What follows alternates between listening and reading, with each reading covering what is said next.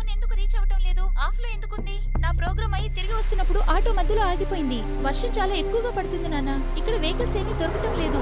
నేను నడుచుకుని వెళ్తున్నాను. మీ ఫోన్ ఆన్ చేశాక నాకు కాల్ చేయండి.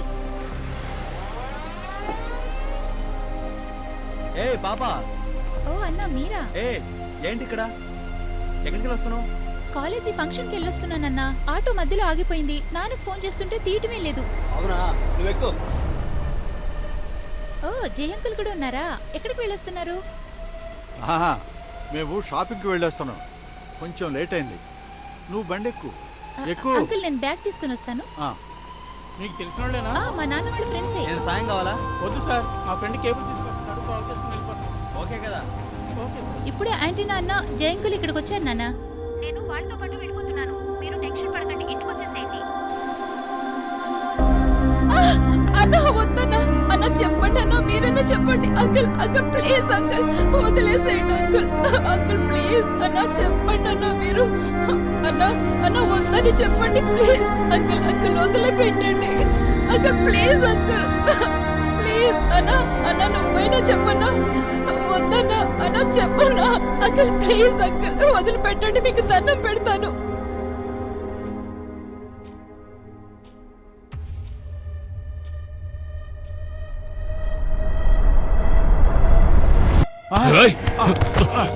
జాయ్ చెప్పు జయ. నిజమే, మత్తులో ఉండటం వల్ల అనుకోకుండా జరిగిపోయింది. కావాలని చేయలేదు జాయ్. అవన్నీ నీకు తెలియకూడదనే ఇలా చేశాను. నీకు పిచ్చెక్కటమే మంచిదని నేను అనుకున్నాను. నువ్వు చూడటానికి వచ్చినప్పుడే నాకంతా అర్థమైంది. తొందరలోనే నీకు నిజం తెలిసిపోతుందని. నువ్వు చేసిన ద్రోహాన్ని ఎప్పటికీ మర్చిపోను. నా వాణ్ణి నాకే శత్రువుగా మార్చావు. కానీ మీ వాళ్ల దగ్గరున్న కత్తి నువ్వు అనుకున్నంత షార్ప్గా లేదు జయ.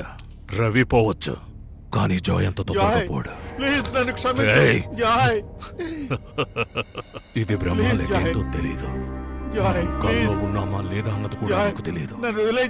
సంవత్సరం క్రితం నిన్ను చంపానా అన్నది కూడా నాకు తెలీదు. నువ్విక నాకొద్దు జయ. నా కూతురు కోసం నిన్ను చంపేస్తాను.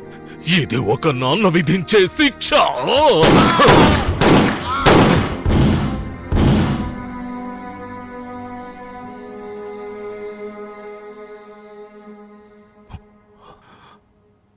ఆడవాళ్ళొద్దు సార్ నా జీవితంలో.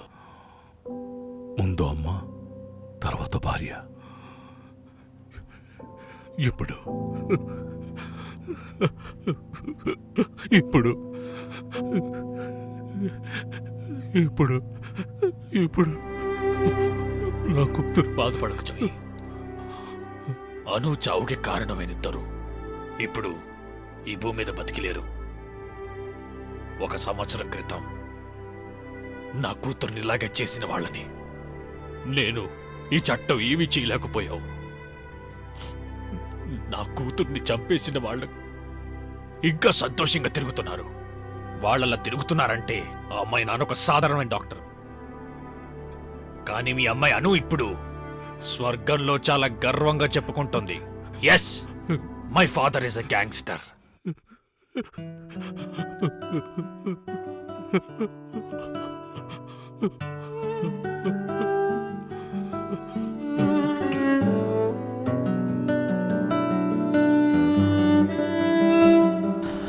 లాలిజో కన్నాని దూరపు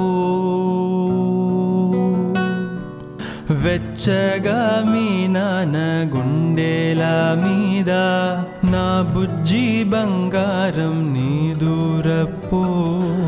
లాలిజో కన్నాని దూరపు వెచ్చగా మీ నాన్న గుండెల మీద నా బుజ్జి బంగారం నీ దూరపో.